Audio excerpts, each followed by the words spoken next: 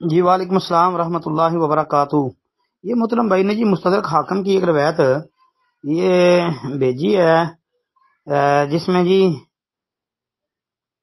اچھا جی عبد الرحمن بن ابی بکر کی اولاد میں سے ایک عورت نے نظر مانی کہ اگر عبد الرحمن کی بیوی کو بچہ پیدا ہو تو ہم اونٹ ذبح کریں گے، تو ام المومنین امی عائشہ صدیقہ رضی اللہ عنہا نے فرمایا نہیں، بلکہ سنت یہ ہے کہ لڑکے کی طرف سے 2 بکریاں ذبح کی جائیں اور لڑکی کی طرف سے 1 بکری ذبح کی جائے، اس کے اعضاء الگ الگ کر لیے جائیں لیکن اس کی ہڈیاں نہ توڑی جائیں، اس کا گوشت خود بھی کھاؤ، دوستوں عزیزوں رشتہ داروں کو بھی کھلاؤ اور اللہ کی راہ میں صدقہ بھی کرو۔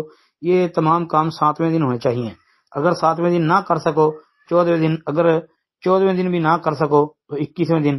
جی آگے لکھا ہے کہ یہ حدیث صحیح الاسناد ہے، لیکن امام بخاری رحمہ اللہ اور امام مسلم رحمہ اللہ نے اس کو نقل نہیں کیا۔ جی یہ مستدرک کیا نا جی۔ اچھا جی کہتے ہیں جی اس حدیث کی وجہ سے میں کنفیوز ہوں، مستند کتاب میں صرف 7 دن میں عقیقہ کرنے کے بارے میں دلیل۔ اچھا جی محترم بھائی بات یہ ہے کہ 7ویں دن عقیقہ کرنے کے متعلق تو حدیث آتی ہے، لیکن 7ویں دن کے بعد عقیقہ کرنا منع، اس کا ذکر کسی جگہ بھی نہیں آتا، نمبر 1۔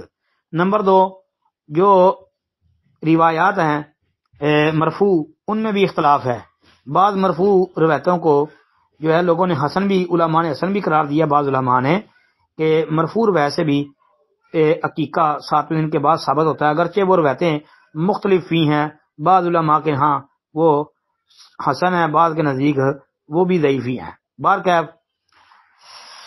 قطع نظر اس بات سے یہ موقوف روایت جو ہے انشاءاللہ یہ حسن ہے نا، تو اس سے ایک تو چیز ثابت ہو رہی ہے۔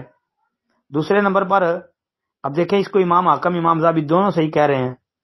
پھر دوسرے نمبر پر جی علماء عرب و عجم جو ہے ان کا یہ فتویٰ ہے کہ اگر کوئی بندہ کسی وجہ سے 7ویں دن عقیقہ نہیں کر سکا تو وہ بعد میں بھی عقیقہ کر سکتا ہے، تو اس میں سختی نہیں کرنی چاہیے علماء کو۔ السلام علیکم ورحمۃ اللہ۔ وعلیکم السلام ورحمۃ اللہ وبرکاتہ۔ عقیقہ جو ہے صرف بکرے کا ہی ہوگا، بکرا یا چھترا بس۔ جی گائے کا یا اونٹ کا عقیقہ جائز نہیں ہے۔ گائے اور اونٹ کے عقیقے کے متعلق جو روایت آتی ہے طبرانی وغیرہ کے اندر، طبرانی اوسط وغیرہ میں، تو مجمع الزوائد کے اندر علامہ ہاشمی رحمۃ اللہ علیہ نے لکھا ہے اس کی تحقیق کرتے ہوئے کہ یہ روایت ثابت نہیں ہے۔ جی وہ روایت صحیح نہیں ہے بھائی، اس لیے کہ اس میں مسعدۃ بن الیسع کذاب راوی ہے، اس لیے وہ تو موضوع کے درجے کی روایت ہے۔ باقی بکرا چھترا اس کی دلیل حدیث میں آتا ہے انل غلامی شاطانی و انل جاریتی شاطن، لڑکا ہو تو 2 بکرے یا 2 چھترے، لڑکی ہو 1 بکرا یا 1 چھترا، تو یہ لفظ شاطن جو ہے نا یہ بکرے چھترے پر بولا جاتا ہے۔ جی السلام علیکم ورحمۃ اللہ۔ السلام علیکم ورحمۃ اللہ وبرکاتہ۔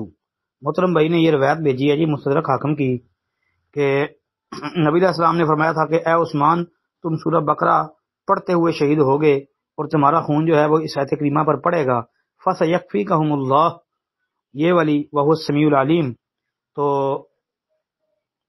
یہ پہلے بھی بھیجی تھی، تو میں نے کہا تھا کہ یہ نمبر دیا پوسٹ میں اس میں نہیں ہے، اب دوبارہ بھائی نے بھیجی ہے جی، الحمدللہ ہم نے تلاش کی ہے تو ہمیں یہ مل گئی ہے مستدرک حاکم کے اندر ہی۔ ہاں جی تو مستدرک حاکم میں یہ جی 4555 نمبر ہے، اس کا صحیح نمبر جو ہے نا وہ یہ ہے 4555 نمبر، یہ عربی نسخہ مستدرک الحاکم کا یہ ہے۔ لیکن بھائی اس میں جو مسئلہ ہے وہ بھی میں آپ کے سامنے رکھ دوں۔ پہلی بات تو یہ ہے کہ امام حاکم رحمۃ اللہ علیہ نے خود یہ روایت نقل کرنے کے بعد آخر میں تبصرہ فرماتے ہوئے کہتے ہیں کہ کاذب بختن، مطلب یہ جھوٹ اور بہتان ہے۔ ایک بات یہ جھوٹ اور بہتان مطلب گپ ہوگی نا۔ دوسرے نمبر پر اس میں یہ عطا بن الصائب جو ہے یہ مختلط راوی تھا، یہ اس کے اختلاط کے بعد کی روایت ہے، اس کو اختلاط ہو گیا تھا جی، اختلاط سے پہلے کی یہ بیان کردہ روایت ان کی یہ ثابت نہیں ہے۔ پھر جی اس میں الفضل بن جبیر الوراق ہے، یہ بھی صحیح نہیں ہے۔ میزان الاعتدال کے اندر اس کا ترجمہ موجود ہے، امام اکیلی رحمۃ اللہ علیہ فرماتے ہیں کہ اس کی حدیث پر مطابقت نہیں کی گئی جی، اور میدان میں یہ ذکر ہے۔ پھر اسی طرح رجال حاکم جو ایک کتاب ہے اس میں بھی امام اکیلی والا تبصرہ موجود ہے.